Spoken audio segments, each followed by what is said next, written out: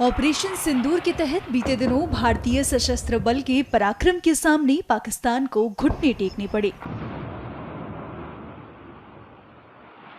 Operation के दौरान भी देश के वीर सपूतों का जज्बा देखने लायक था और अब भी जोश में कोई कमी नहीं आई है।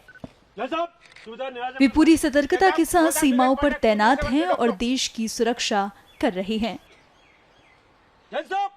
जवानों को सम्मान देने के लिए जम्मू कश्मीर के उपराज्यपाल मनोज सिन्हा पुंछ पहुंचे। यहां मनोज सिन्हा ने जवानों को सैल्यूट किया और उन्हें मिठाई खिलाई।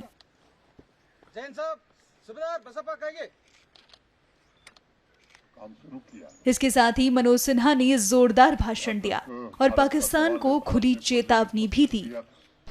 आपने 6-7 की रात से जो काम शुरू किया,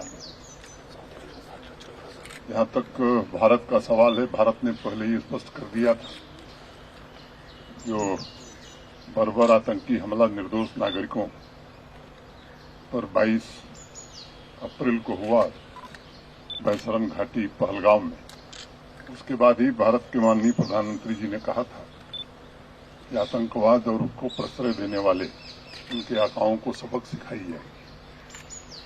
हम सब जानते हैं कि कभी भारत युद्ध का पक्षधर नहीं है, लेकिन 22 अप्रैल के बाद मैं समझता हूं कि पूरे देश में, जम्मू कश्मीर में भी एक बड़ा जबरदस्त आक्रोश था और इसलिए सरकार ने फैसला किया कि आतंकवादी कैंपों को, आतंकवादियों को और उनके आकाओं को सबक सिखाई जाएगी। 6 और 7 मई की रात को भारतीय सेना ने जो ऑपरेशन शुरू किया सिंदूर के नाम से, तो ये ध्यान रखा गया कि टेरर कैंप्स के अलावा मिलिट्री एस्टेब्लिशमेंट हो या सिविलियंस हो, इनको टारगेट हम नहीं करेंगे। आज पूरा देश जान रहा है, दुनिया जान रही है कि 9 ऐसे टेरर कैंप्स को भारतीय सेनाओं ने तबाह किया, सैकड़ों से ज्यादा आतंकवादी मारे गए और उसके बाद पाकिस्तान को बता भी दिया गया था, लेकिन आतंकवादियों और आतंकवादियों के कैंप पर हमले को पाकिस्तान ने खुद पर हमला माना और फिर आप तो प्रत्यक्ष गवाह हैं किस तरह से 1:30 बजे रात से उन्होंने पुंछ इलाके में फायरिंग शुरू की।